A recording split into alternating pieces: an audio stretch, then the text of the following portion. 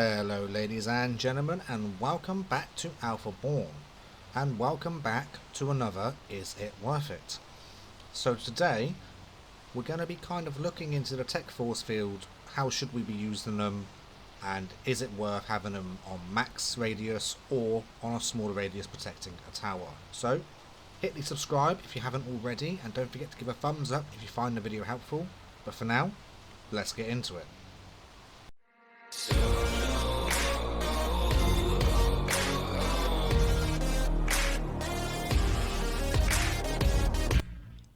Okay guys, so once again we're back on our official settings, so anything you see in today's video can be done on both official and unofficial, and I'm hoping to answer some of the questions that I found to be asked across all platforms.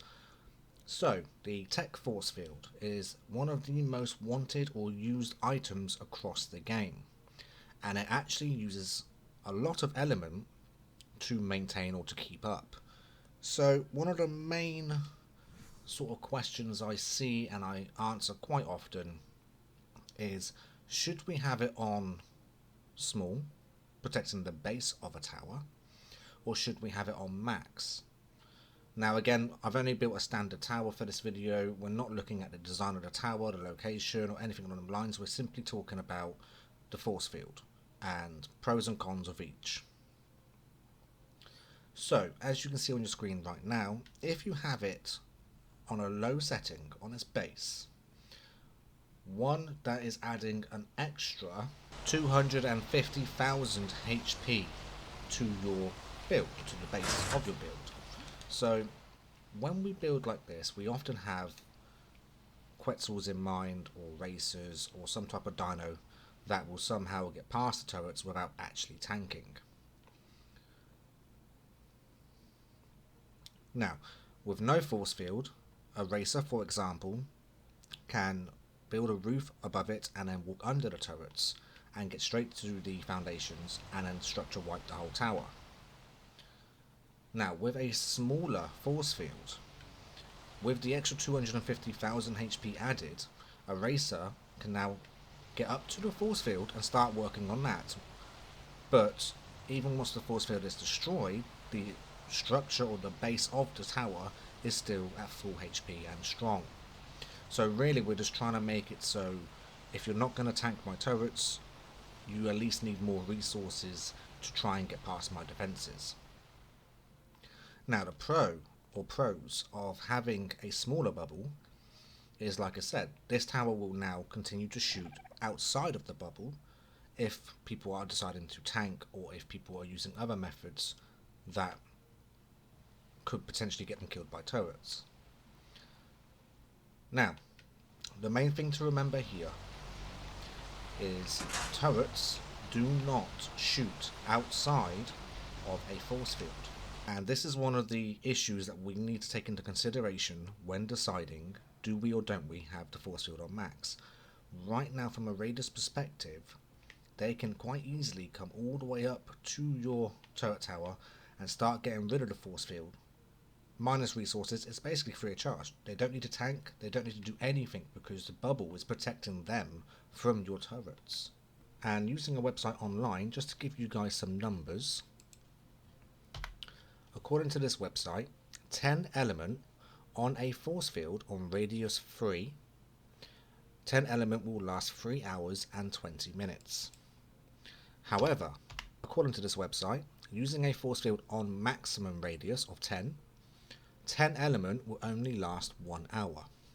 So to kind of sum up already, a force field on maximum costs more element, 10 every hour, and it protects enemies from your actual turrets or your actual defences. So for example, if I was to just destroy this bubble, then of course all I'm up against is a normal tower, which, you know, let's be honest, 99% of the players know how to take out a normal tower, no issues. However, again, having the force field on, say, radius 3, your 10 element will automatically last more than 3 times the 10 element on max, which will now become 3 hours and 20 minutes. Still not exactly cheap, but at the same time a lot more manageable. And any other type of attack will now need to be tanked.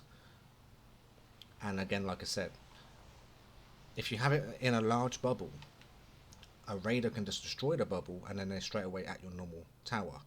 This way, having it as a smaller radius protecting the base of the tower itself is a way of ensuring the generator has an extra 250,000 HP protecting it, because of course generator's inside the bubble. The foundations now have more HP protecting it, and again, you can't really get rid of that force field without removing some of the turrets or tanking the turrets, or finding some way to get to that force field, burning more resources before being able to actually drop the tower itself. Right guys, so based on my opinion, with the 10 element in mind, having a force field on maximum and using it in towers, I don't believe that's worth it.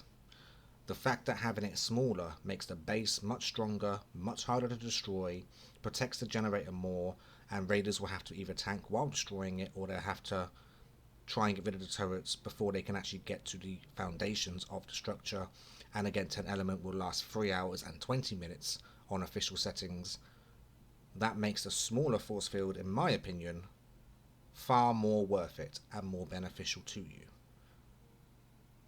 And again, talking about these times of element online, again, I just found a calculator online. I'm not too sure if it's been updated or if it's up to date, but these are just the numbers that the website itself has given me. I do apologise if they're a little wrong, and if you're unofficial, don't forget your consumption settings on your server could be slightly different, or different amounts.